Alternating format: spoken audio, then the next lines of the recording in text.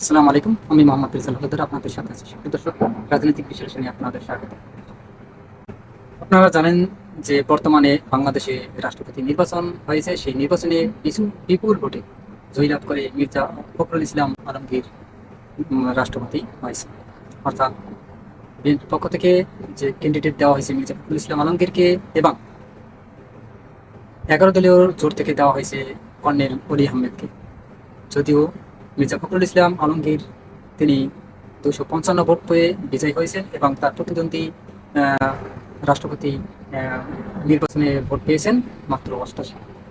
আসলে যদিও বিরোধী দলের পক্ষ থেকে মহামান্য রাষ্ট্রপতিকে শুভেচ্ছা জানানো হয়েছে, আসলে ভিডিওটি দেখতে থাকুন, পরে আমরা বিস্তারিত আলোচনা করি। না না রাখেন রাখেন এখন না এখন রাখেন তো। আমি তো এখানে আছি, আপনি তো অ্যাডভান্স করছেন।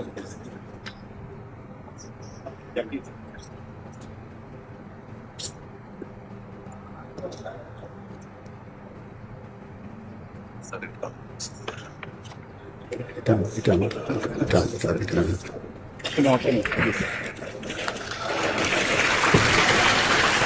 বিএনপি এবং চাকরি প্রার্থী এবং 11 দলীয় উপজোট জামাত সবার পক্ষ থেকেই মির্জা ফখরুল ইসলাম আলমগীরকে অভিনন্দন জানিয়েছে। তিনি রাষ্ট্রপতি নির্বাচিত হয়ে।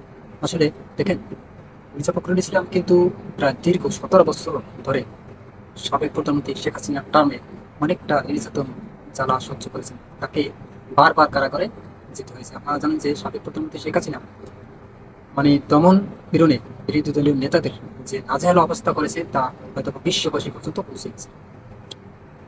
আপনারা জানেন যে এই যে সাবেক প্রধানমন্ত্রী শেখ হাসিনা অনেক নেতাদের ফাঁসি পর্যন্ত দিয়েছে ভুয়া মানবতা বিরোধী ট্যাগ লাগিয়ে এবং রাজাকারের ট্যাগ লাগিয়ে।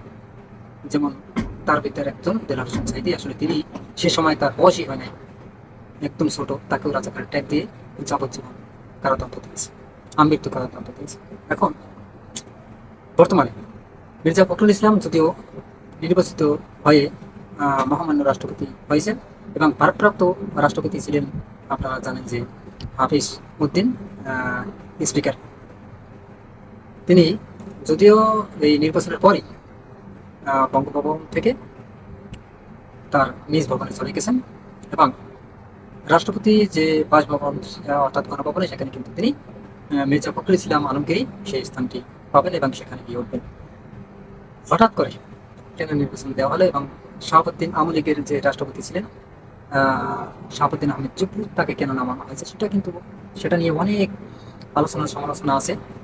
আসলে এই সম্পর্কে আমরা যদি চাই, তাহলে আমরা শুনেছি অনেক মিডিয়ার মাধ্যমে যে শাহাবুদ্দিন আহমেদ চুপ্পু তিনি নাকি অনেক ফোনালাপ করেছেন সাবেক প্রধানমন্ত্রী শেখ হাসিনার সাথে, এবং তারেক রহমানকে কিভাবে নামানো যায়, মানে ক্ষমতা থেকে তারেক রহমানকে কিভাবে ক্ষমতা থেকে নামানো যায়, এই পরিকল্পনা করার যে রেকর্ড, সেটা ফাঁস করে দিয়েছেন কিছু গোয়েন্দা বিভাগ।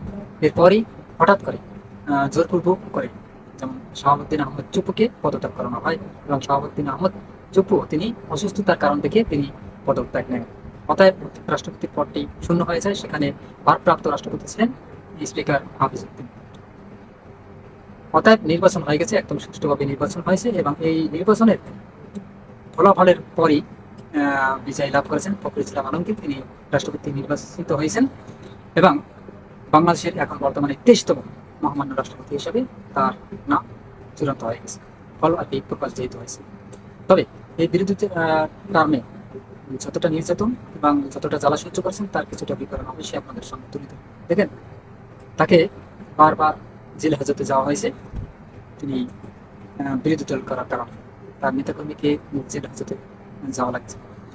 দমন, নিপীড়ন, আয়নাঘর, এবং যে একের পর এক কেস, মানে যত প্রকার যে মামলা মানে দেওয়া লাগে, তত প্রকার মামলা দিয়ে একদম দমন নিপীড়ন করে রেখেছে বিএনপিকে।